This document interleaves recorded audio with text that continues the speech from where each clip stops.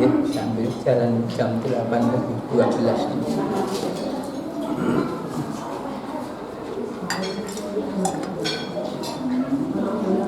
Bismillahirrahmanirrahim. Alhamdulillah. Nasta'inuhu wa nastaghfiruh. Wa na'udzu billahi min syururi anfusina wa sayyiati a'malina. Faman yahdihillahu fala mudilla lahu wa man yudlil fala hadiya lahu. Asyhadu an la ilaha illallah wa asyhadu anna Muhammadar Rasulullah.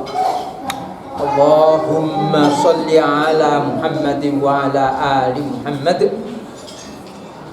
A'udzu billahi minasy syaithanir rajim. Ya ayyuhalladzina amanu taqullaha haqqa tuqatih wa la tamutunna illa wa antum muslimun. Wa ya ayyuhan nasu taqu rabbakumul ladzi khalaqakum min nafsin wahidah wa khalaqa minha zawjaha wa batha minhuma rijalan katsiran wa nisaa'a wattaqullaha alladzi tasaaluna bihi wal arham innallaha kana 'alaikum raqiba. Ya ayyuhan nas ya ayyuhalladzina amanu taqullaha wa qulu qawlan sadida yuslih lakum a'malakum wa yaghfir lakum dunubakum wa man yuti'illaha wa rasulahu faqad faza fawzan 'azima. Amma ba'du ayyuhan nas taqullaha mastata'tum wasma'u wa ati'u la'allakum turhamun. Alhamdulillah, pada pagi hari ini kita dipertemukan oleh Allah. Kita hanya bisa melakukan pertemuan dan segala sesuatu yang kita mau kerjakan itu hanya apabila diizinkan oleh Allah. Karena segala sesuatu itu berada di tangan dan kita diperingatkan oleh Allah Ta'ala agar menghamba kepadanya, agar berikhtiar melakukan kebajikan yang bisa kita lakukan sekuat kemampuan kita.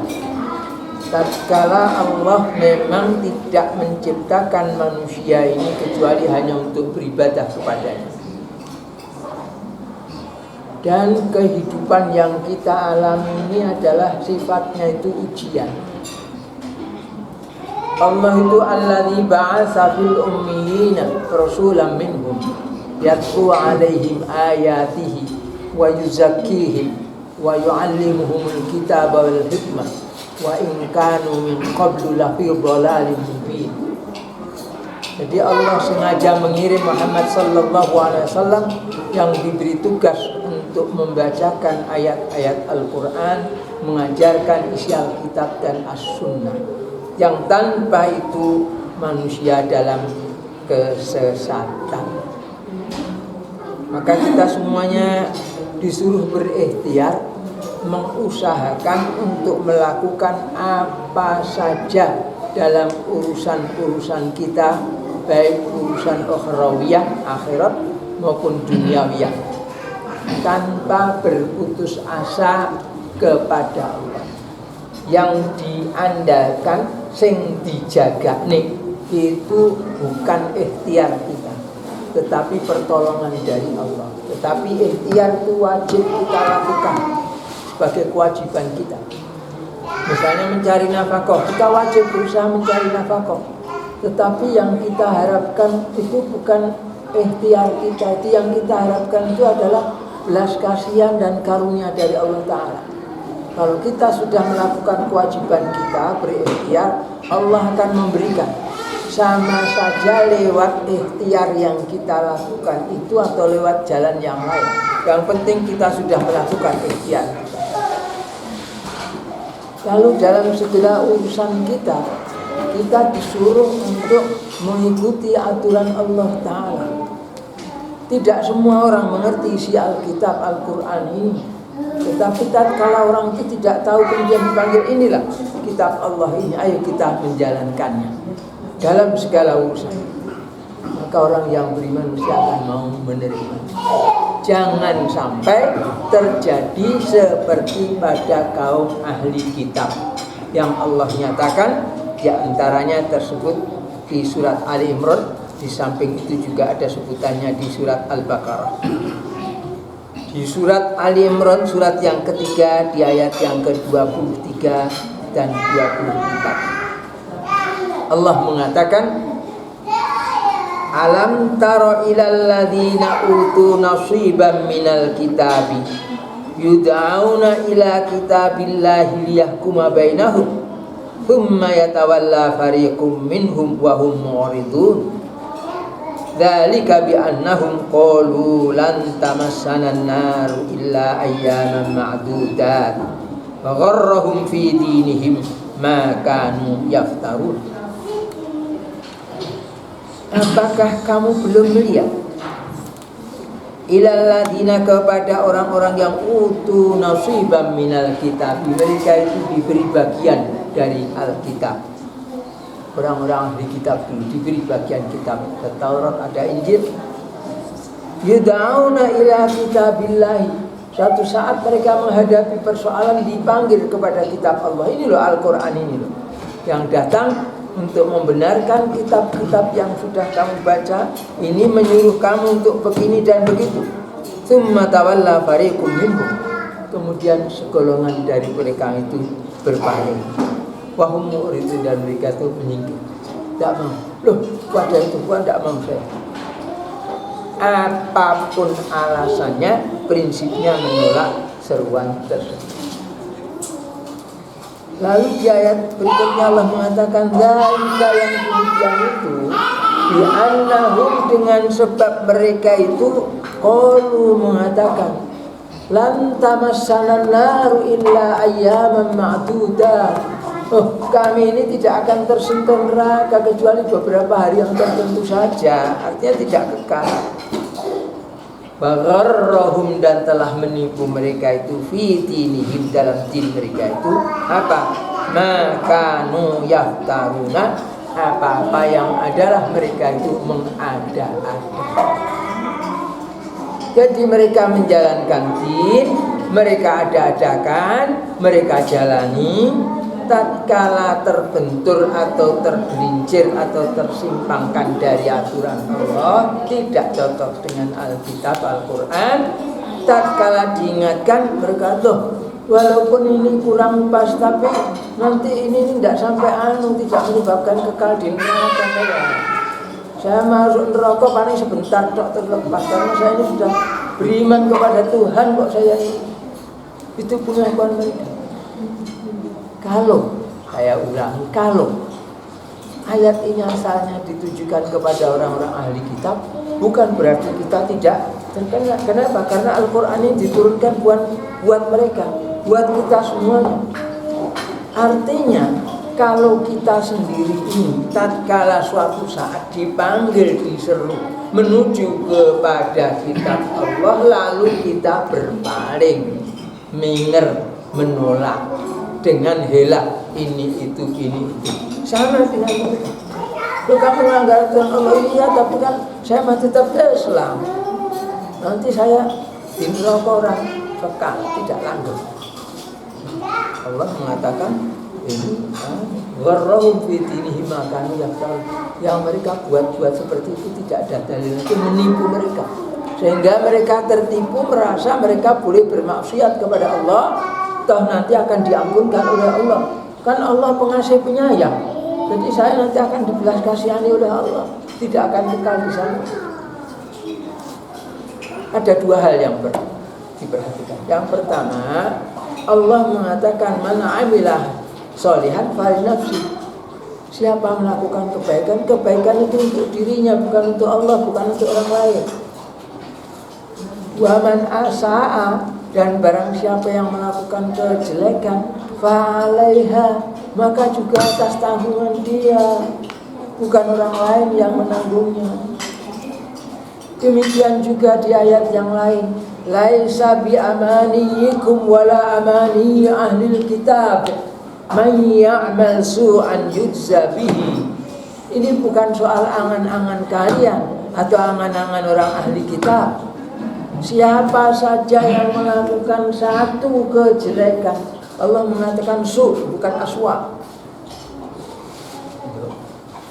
Jadi may ya'mal su'an, barang siapa mengamalkan satu kejelekan, yujza bihi, dia akan dibalas dengannya, dimasukkan ke dalam neraka. Dan termasuk mereka yang akan kekal di neraka itu karena membikin dalam din ini, bikin aturan sendiri, membikin kebohongan atas nama Allah. Saya tidak akan kekal di neraka kok, saya begitu kok tahu kamu. Padahal sebenarnya kalau orang itu mau memahami, dia melakukan kebaikan sebanyak apapun juga, kebaikannya itu tidak akan cukup untuk membeli jannah, walaupun kelas yang paling rendah. Jadi la ahada minkum yunji amalu, tidak ada seorang pun di antara kamu sekalian itu yang amalannya itu menyelamatkan dia, yakni lepas dari neraka, masuk ke dalam jannah. Dia lewat yang lain, yudkhiluhul jannah. Tidak cukup. Orang sahabat ada yang bertanya, wala anta ya Rasulullah, tidak juga engkau wahai Rasulullah. Rasulullah mengatakan, wala ana, aku juga tidak bisa. Illa yataqammadani Allahu Rabbi, ya Rabbi birahmati minhu wa fadlin, kecuali karena Tuhanku Allah itu menyelubungi aku ini dengan belas kasihan dan dengan karunia. Nah sekarang kalau seseorang malah seperti orang-orang ahli kitab ini, ya sifatnya modelnya melakukan sesuatu perbuatan waktu diseru kepada Allah, diseru kepada aturan Islam, lantas dia berpaling, tidak mau. Lantas bagaimana? Alasan dia karena waktu diajak, misalnya banyak nih dalam kalangan kita ya, kita muslimin maksud saya, kita mudah-mudahan terjaga yang ada di sini. Waktu ada warisan disuruh bagi warisan tidak mau. Apa itu laki dua perempuan satu tidak cocok. Ada lagi bagaimana mau dibagi? Wong ibu masih hidup kok. Warisannya bapak mau dibagi, bagian nanti kalau ibunya sudah mati katanya. Loh itu warisannya siapa? Kalau warisannya bapak, ya bapak meninggal dibagi. Tidak nunggu ibunya mati. Nanti anaknya juga begitu loh, saya masih hidup kok warisan dibagi. Akan terus begitu. Padahal Allah Rasulnya tegas-tegas mengatakan dibagi. Meninggal dibagi. Bagiannya adalah ini. Ada orang bodoh yang mengatakan dalam soal itu, loh kami akan membagi, tapi bukan sekarang kok. Lah kan sama. Kalau kamu diperintah azan subuh, Allahu Akbar, hayya 'alas shalah gitu. Enggak sholat. Ayo sholat subuh. Nanti. Ayo kita sholat, kok enggak sholat gitu. Loh saya sholat tapi tidak sekarang. Loh kok tidak sekarang piye ta? Ya keliwat waktunya. Saya jelaskan, mungkin ada yang belum paham supaya tidak tertipu. Loh, nah pembagi warisan kan tidak ditentukan waktunya. Siapa bilang? Kalau seseorang meninggal, harta warisnya itu hartanya siapa? Harta yang dia tinggalkan, entah rumah, entah kasur, entah sisa duit, entah barang-barang yang lainnya, itu harta siapa? Apakah bisa menjawab? Itu adalah harta waris. Itu kan berarti peninggalan untuk istri dan anak-anaknya. Benar, untuk, tapi belum toh. Paham? Bukan kok waktu ini mati harta itu terus dengan sendirinya terbagi. Tidak, harus dibagi dulu. Taunya ini 1/8 untuk istri, yang sekian untuk anak ini. Dari mana taunya? Barangnya mana? Kalau belum ditentukan, belum diwaris, bukan harta mereka. Sehingga tatkala sebagian dari mereka itu mempergunakannya, entah itu tanah, entah itu rumah, entah itu kasur, jam tangan atau benda, itu menggunakan harta yang bukan hartanya. Wala ta'kulu amwalakum bainakum bil batil. Tidak boleh. Kalau di ila itu biha ilal hukam juga ya. Jadi illa antakuna tijaratan antara minkum. Lah kapan ada jual beli? Belum. Harus ada serah-serahan dulu. Oh, bagianku nanti akan aku berikan kepada saudaraku yang paling miskin. Kan akan toh? Kan belum. Haram untuk diambil. Kapan itu? Lah kalau sudah ada, sudah pokoknya bagian saya untuk dia. Pokoknya tapi kan belum, tidak. Kamu tidak bisa menyerahkan sesuatu barang yang bukan milik kamu. Kan sama halnya itu tetangga ada pohon mangga berbuah. Siapa yang mau meti oh? Dua sopo kok jadi meti oh? Itu bukan kamu kok. Itu akan saya belilah kan belum. Tidak boleh. Sama dengan harta warisan. Sehingga ini banyak orang-orang bodoh, orang-orang yang memang tidak mengerti Al-Quran, ya, mereka melakukan pelanggaran yang seperti itu. Waktu diminta disuruh ayo kepada kitabullah, ini loh, menurut Al-Quran harus dibagi begini-begini, menurut hadis Nabi begini-begini. Ojo, ini kalau adat di desa itu ya, namanya sawah itu untuk laki-laki paling tua, walaupun dia mungkin bukan anak pertama. Kalau anak pertama perempuan, nanti mana anak berikutnya yang laki-laki yang pertama dari itu yang dapat bagian megang sawah. Kalau colong desa zaman dulu di Jawa itu macam sekarang sisa-sisanya masih ada. Itu haram. Dia mempergunakan itu karena adat tidak bisa menyalahkan Al-Quran. Adat yang mana-mana menyalahi syariat Islam itu batal dengan sendiri. Ya haram. Dan seterusnya. Demikian juga untuk perkara-perkara yang lainnya. Lah, celakanya banyak dari kalangan muslimin ini sing orang ngaji, orang ngrungokne pengajian, ning ora mudeng bareng nglakoni apa-apa dilakoni dhewe. Padahal tidak ngerti hukumnya. Baik orang tidak mengerti hukum mau bertanya kepada ulama pewaris Nabi yang mengerti. Ulamanya wajib menjelaskan, orang yang diberitahu wajib mendengarkan dan mentaati. Itu aturan Islam macam begitu. Walaupun si ulama yang memberikan fatwa dia juga harus tunduk kepada aturan itu. Bukan kok kalian bertakwalah kepada Allah, adapun saya ada urusan sendiri, tidak boleh. Bertakwalah kalian kepada Allah, yang omong juga harus bertakwa kepada Allah. Tidak boleh menyimpang dari sana. Nah, kembali apa yang saya sampaikan itu saya tarik kepada kehidupan kita sekarang. Banyak di antara muslimin yang meremehkan urusan perbuatan dosa. Padahal tidak kurang apa, walaupun hanya dalam tanda petik, hanya soal warisan.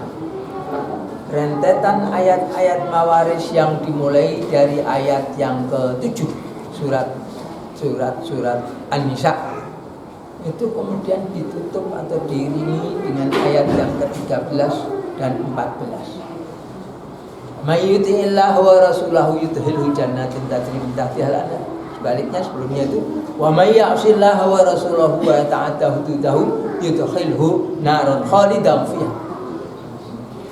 Barang siapa mendurhakai Allah dan mendurhakai Rasulnya serta melanggar aturan Allah, batas-batas Allah, Allah akan memasukkannya ke dalam neraka.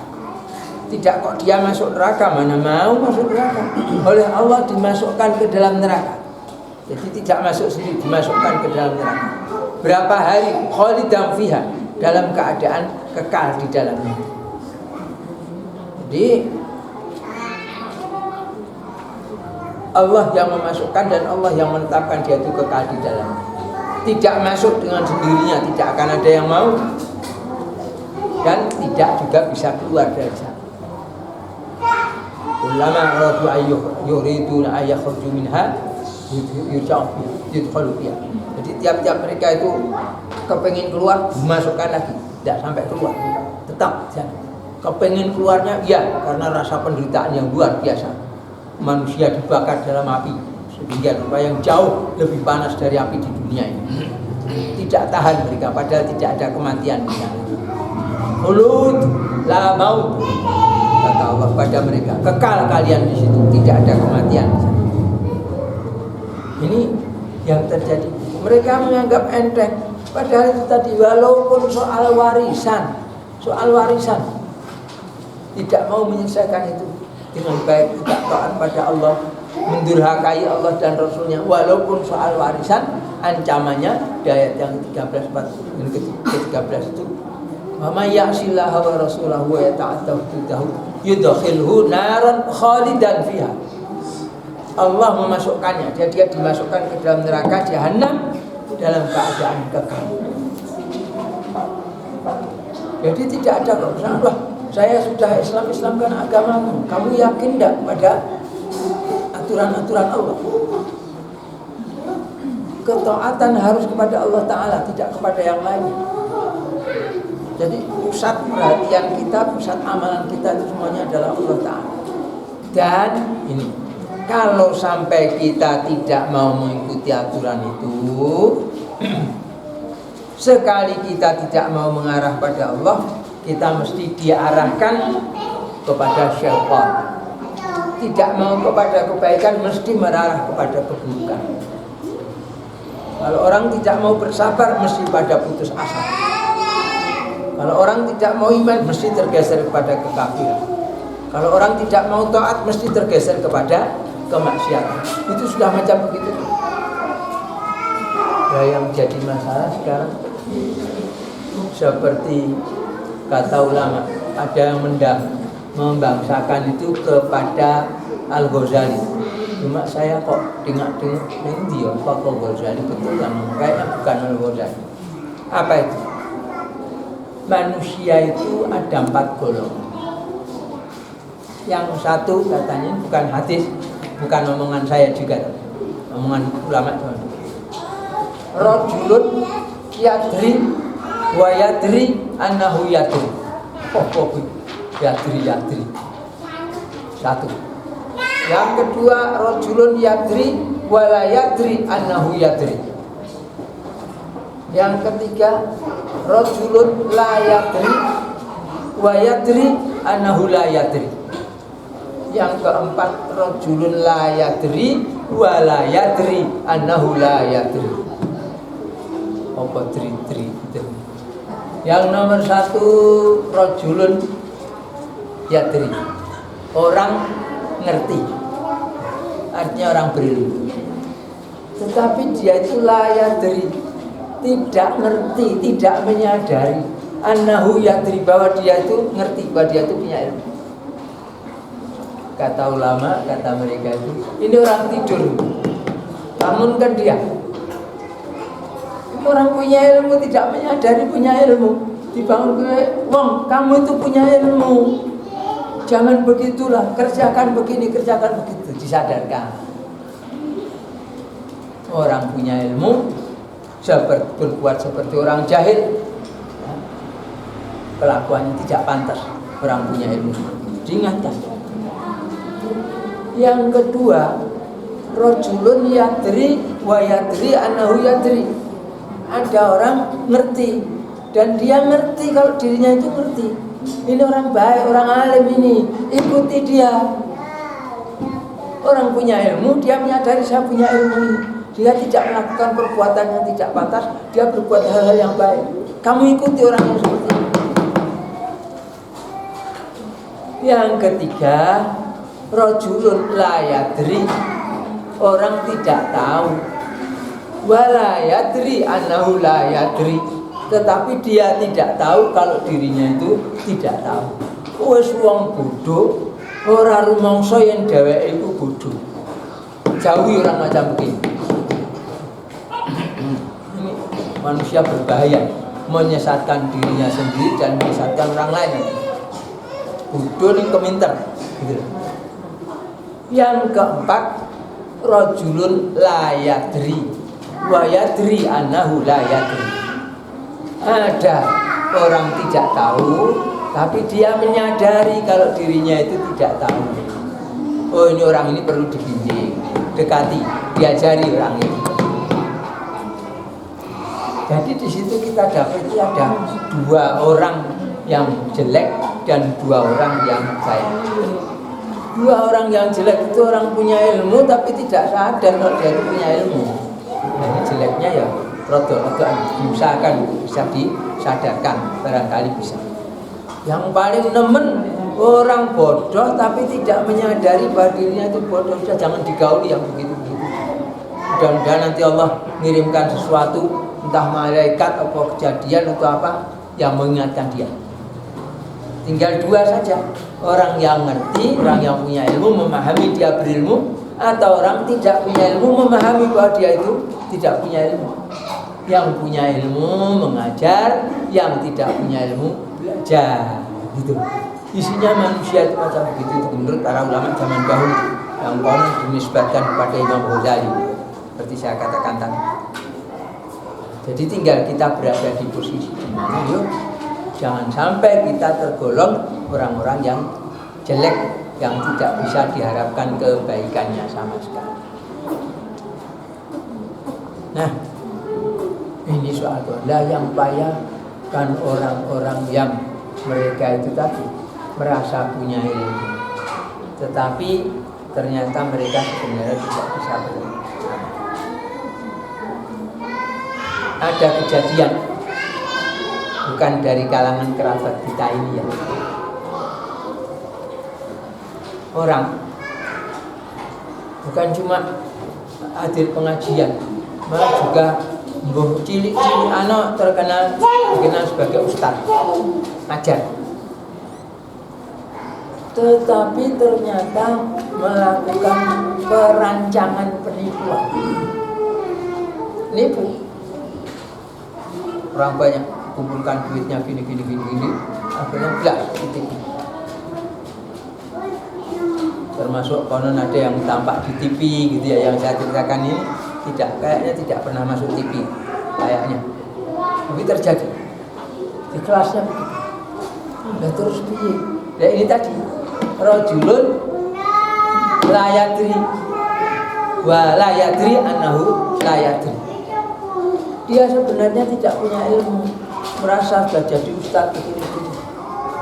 Terus dia itu melakukan hal yang seperti itu. Dijauhi, sudah kapok hubungan dengan orang seperti itu.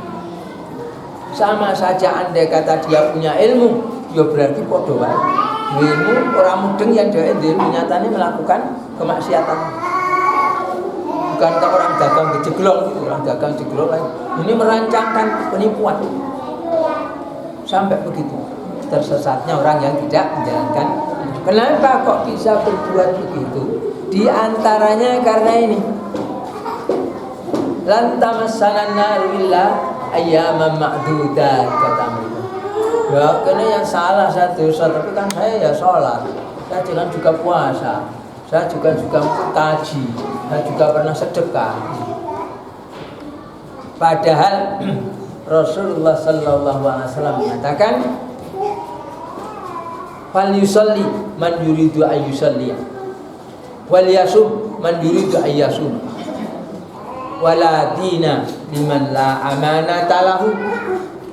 Sing mau sholat yang mau puasa, tapi tidak ada din bagi orang yang tidak ada amanah. Tidak bisa dipercayai, mengkhianati amanah, la dina, tidak ada din buat dia. Gone poso, gone sholat, gone reno itu semuanya tidak ada artinya. Kalau orang di Surabaya saya bilang buang kabeh, terbuang semuanya, sia-sia macam itu. Tatkala tidak tidak memegang amanah. Menjalankan din harus dengan amanah. Artinya selagi dia tidak amanah, selagi dia mengkhianati amanah, maka tidak ada artinya dia menjalankan din itu tadi. Walaupun dia berpuasa, walaupun dia sholat. Menurut Rasulullah Sallallahu Alaihi Wasallam, bukan menurut saya. Itulah yang terjadi. Artinya kembali kepada pokok pembicaraan tadi, tidak cukup kita mengatakan saya sudah beriman, saya sudah beragama Islam, sehingga saya nanti kalau masuk neraka umpama tenan aku kok ya balik pirang-pirang dino ngono tok, tidak akan terus masuk dalam neraka selama-lamanya, itu tidak, katanya seperti itu. Padahal itu tidak benar. Karena apa? Semua yang dilakukan manusia itu dipertanggungjawabkan, dan kesalahan-kesalahan yang dilakukan dengan jarak, dengan sengaja, itu kecondongannya ke arah kesyirikan. Gimana sih? Kalau misalnya katakanlah orang mencuri gitu saja ya, mencuri. Kenapa kok mencuri dia? Apa tidak tahu kalau itu haram? Ya tahu, nggak tahu kok negatif dilakukan, kenapa? Nah, saya kepengin ya. Kalau wedi matang, api harum baunya. Kepengin. Ini Allah melarang. Yang nyuruh kepengin tadi kan hawa nafsunya. Saya kepengin. Mana yang dimenangkan? Hawa nafsunya atau Allah Ta'ala? Kalau yang dimenangkan itu Allah Ta'ala, ini diharamkan oleh Allah, saya tidak berani melakukan. Tetapi tatkala hawa nafsunya yang dimenangkan, aturan Allah dikerjakan, begitu kan? Padahal Allah menyatakan, afara'aita man ittakhadha ilahahu hawahu. Apakah engkau melihat ada orang yang menjadikan hawa nafsunya itu sebagai sesembahan? Artinya apa yang dimaukan oleh hawa nafsunya itu diperturutkan, mengalahkan apa yang diperintahkan oleh Allah. Itu termasuk bentuk penyembahan kepada hawa nafsu. Cara filsafatnya, saya tidak mengatakan bahwa pencuri itu akan kekal di dalam neraka. Saya tidak mengatakan bahwa pencuri itu musyrik, bukan begitu maksud saya. Tetapi itu tadi, di dalam unsur pencurian tadi bisa jadi ada unsur syirik di sana. Maka ditanya dulu, kenapa kok mencuri kamu? Berbeda dengan orang yang sudah sangat kelaparan, tidak ada makanan apapun juga. Dia melihat di satu kebun yang jauh dari kampung, ada buah mangganya, ya, matang, besar, saking laparnya dipetik itu dan keadaan dia makan. Kemudian dia berusaha untuk mencari pemiliknya untuk membayar. Ya, membayar. Ini mencuri, ya mencuri namanya mengambil barang orang lain tanpa izin, kan begitu. Tapi beda antara yang cerita yang pertama tadi, contoh yang pertama tadi dengan yang kedua ini, berbeda. Yang ini bisa jadi Allah memaafkannya. Tetapi yang satunya tadi, nanti dulu dia mencurinya karena apa? Maka Rasulullah Sallallahu Alaihi Wasallam ditanya, ya Rasulullah, apa mungkin orang beriman itu begini? Bisa saja. Apa mungkin orang beriman itu karena kelalai, karena apa tergelincir dalam pencurian? Bisa saja. Apa bisa? Apa mungkin orang yang beriman itu bohong? Oh, tidak bisa. Tidak mungkin kalau orang beriman itu mau berbohong. Sampai demikian.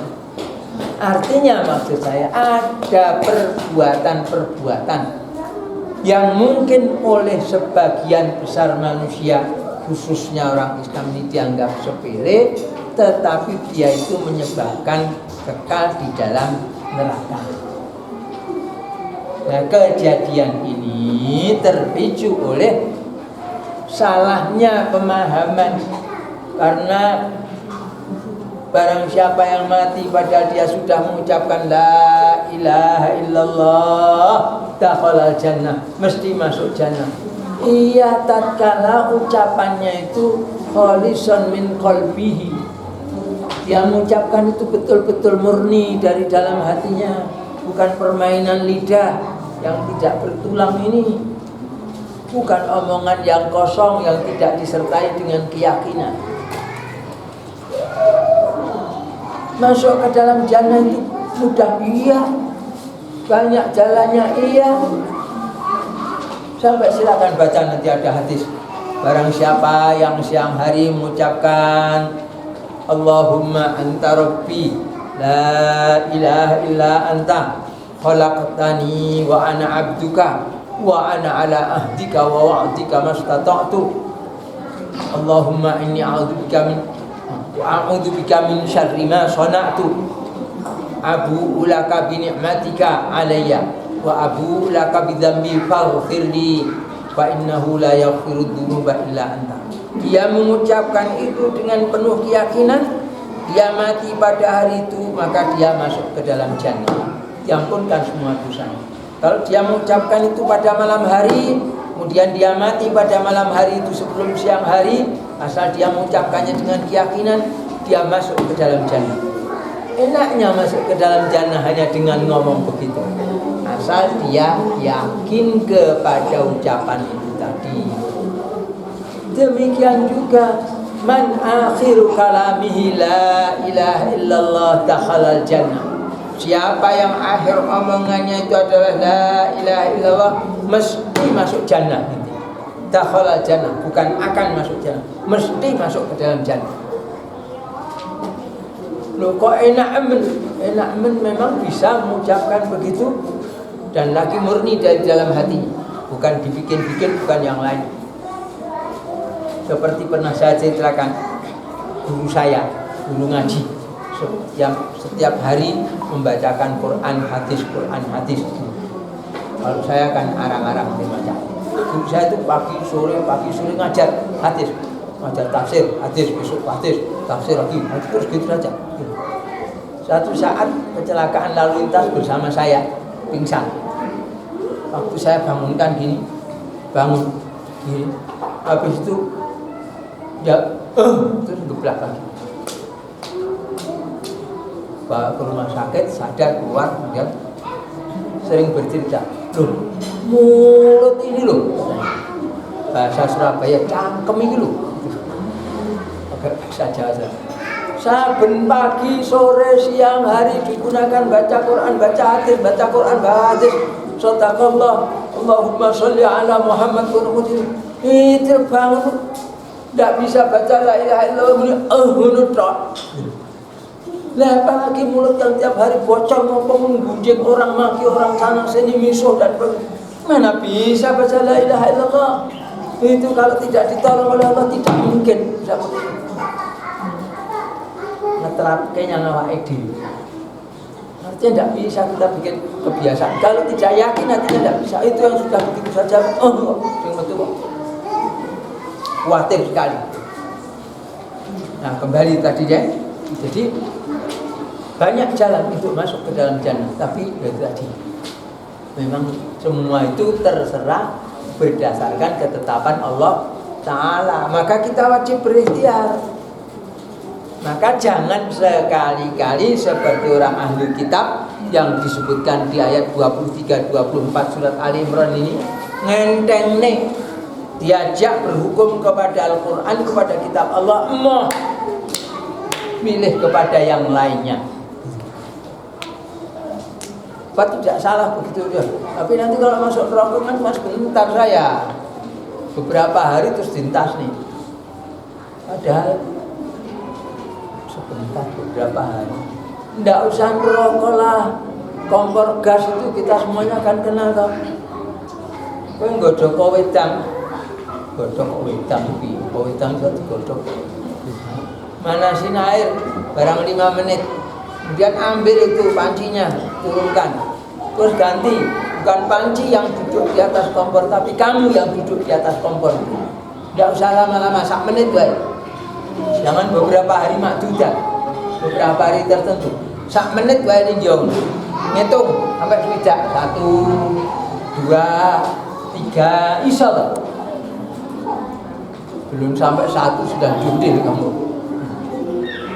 tidak akan kuat. Itu gambarannya begitu.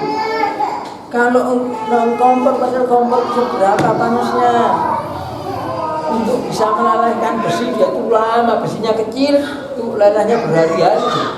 Kalau cuma kompor biasa itu panasnya tidak seberapa. Ngono kok kena jondel. Lah apalagi rokok. Makanya lantamasanan nar illa ayyama ma'dudat, cuma beberapa hari yang tertentu saja. Tidak usah harian. Tidak usah jam-jaman, tidak usah menitan. Detikan kamu jondel sampai celak. Padahal itu baru api di dunia ini. Oh tidak tahan, tidak tahan. Dan kita jangan sampai tertipu yang seperti itu. Ya, jadi kita harus berusaha sekuat tenaga secara teori memastikan kita ini selamat dari api neraka masuk ke dalam jannah. Itu teorinya. Lalu hakikatnya minta pada Allah Ta'ala, minta pada Allah Ta'ala. Jangan sampai kita terlewat. Ini apa? Usaha yang seperti ini, usaha untuk selamat dari neraka, mendapatkan belas kasihan dari Allah itu dalam urusan syariat maupun dalam urusan-urusan yang lainnya, akidah dan akhlak. Dalam urusan-urusan ubudiyah, ya, ibadah mahdhah, ataupun dalam urusan-urusan muamalah. Nah, kalau kemudian ada orang diajak apa yang kita lakukan? Ya sudah, paling tidak ini jadi ma'dziratan 'ala Allah.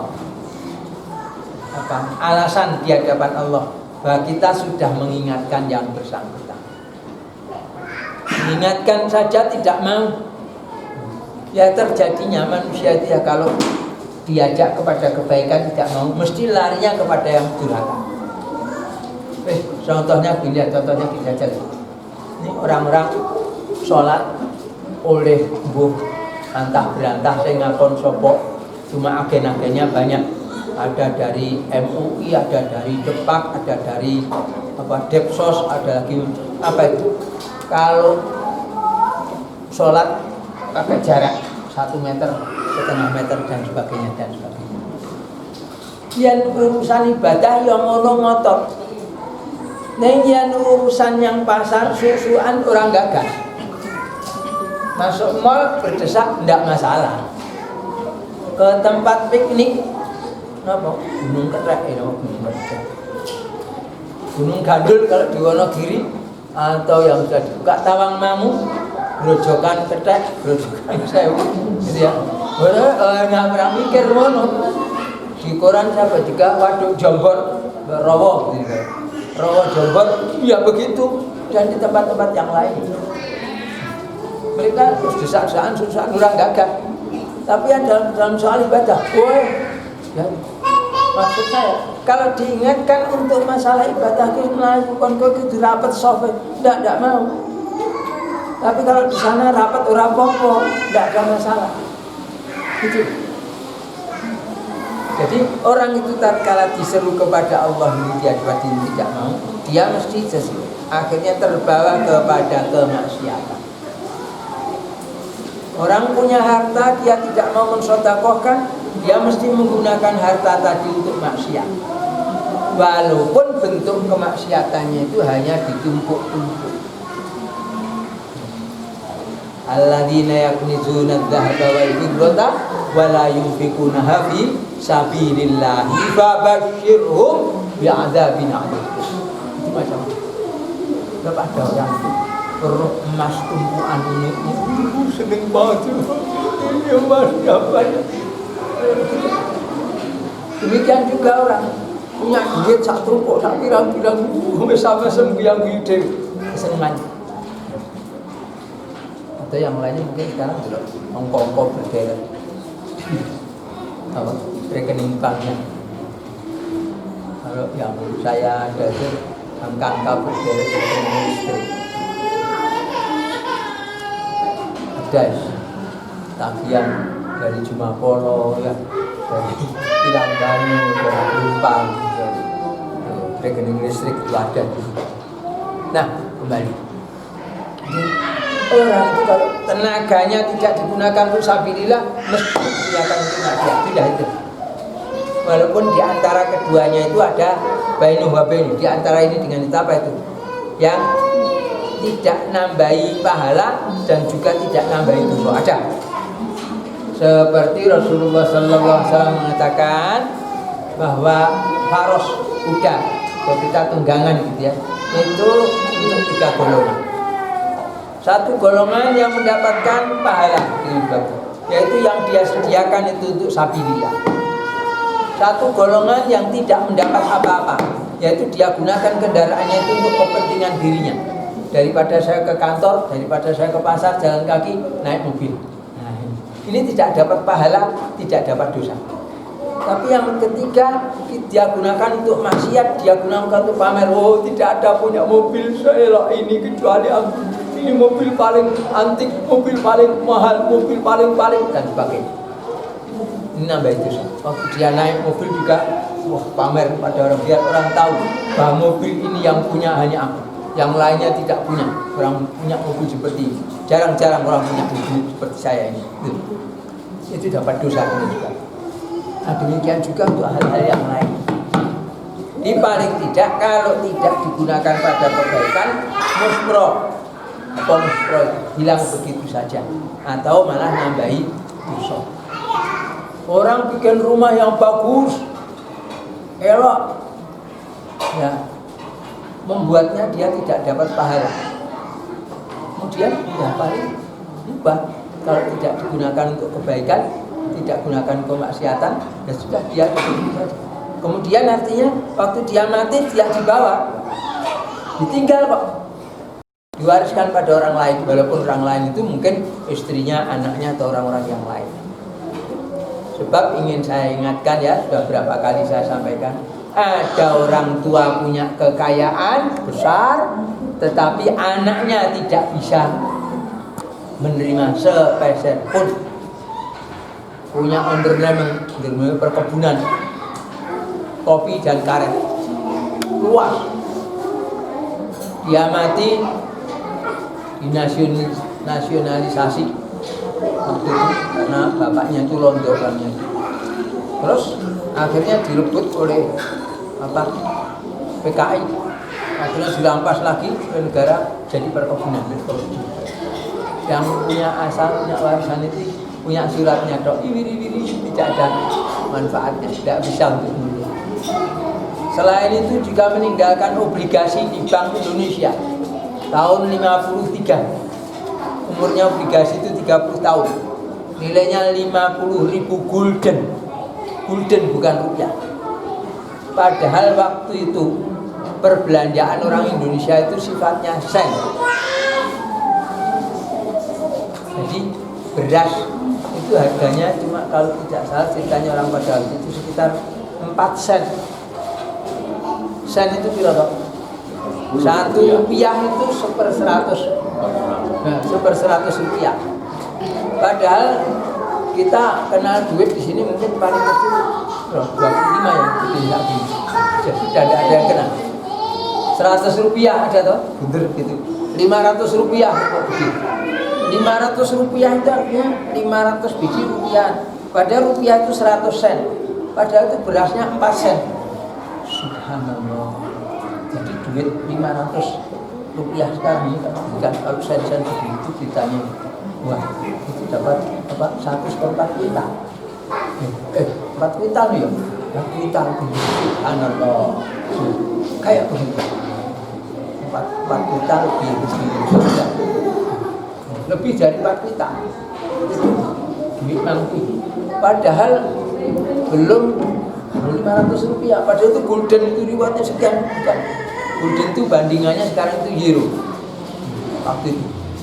Nah kalau euro 17.000 sekarang ini. Itu ternyata banyak sekali. Tapi toh itu waktu saya melihat surat itu tahun 1974. Saya lihat sendiri, loh ini kalau lihat tahunnya ini belum, karena umurnya 30 tahun berarti nanti masih tahun 83, 9 tahun lagi. Tanya ke Bang Anu, ini masih laku apa enggak? Tanya ke BI Surabaya sana, perwakilan Surabaya. Tanya, oh iya masih laku Pak. Oh, kok masih laku? Tanya, bisa dicairkan enggak? Kamu miskin gitu loh. Enggak punya rumah, punya apa? Kalau mau dicairkan betul bisa. Tapi Bapak harus bikin surat pernyataan di atas kertas bermeternya Rp25 waktu itu. Sekarang kan Rp6.000 ya. Rp25. Tapi saya hitungkan dulu Pak ya. Ini Pak, kalau Bapak mau nebus, Bapak tekor. Karena Bapak harus bikin pernyataan di atas kertas bermeternya Rp25. Sedangkan ini waktu saya hitung-hitung, dipotong ini, dikurskan ini, nilainya tinggal Rp4 lebih berapa persen saya lupa. Tidak sampai 6. Subhanallah. Jadi dikai warisan kaya warisan utang. Kalau dicairkan malah nombok. Subhanallah. Padahal itu orang kaya raya. Pangkatnya tinggi, londor. Macam-macam. Nah, jadi kembali pada tadi ya. Pada prinsipnya apa-apa yang kita cari ini semuanya tidak akan kita bawa ke akhirat kecuali apabila itu digunakan sesuai dengan yang disuruhkan, dianjurkan oleh Allah dan Rasulullah Sallallahu Alaihi Wasallam. Sama saja itu harta, duit, maupun itu kekuatan, tenaga, maupun itu kemampuan, ilmu, pikiran, dan sebagainya, dan sebagainya. Itu kalau digunakan untuk taat kepada Allah mendatangkan pahala, kalau digunakan untuk maksiat mendapat dosa, kalau untuk perkara yang mubah-mubah muspro ora enek hasilnya apa-apa.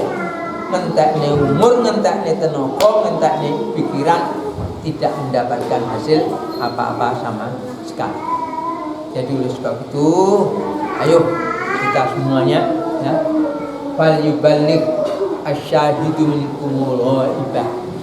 Yang hadir ini hendaknya menyampaikan kepada mereka-mereka yang tidak hadir bahwa kita semuanya ini oleh Allah disuruh beribadah, menjalankan din dengan benar, dan jangan mempunyai overestimate optimasi yang berlebihan, menganggap diri kita ini suci mesti akan selamat dari siksa Allah. Jangan.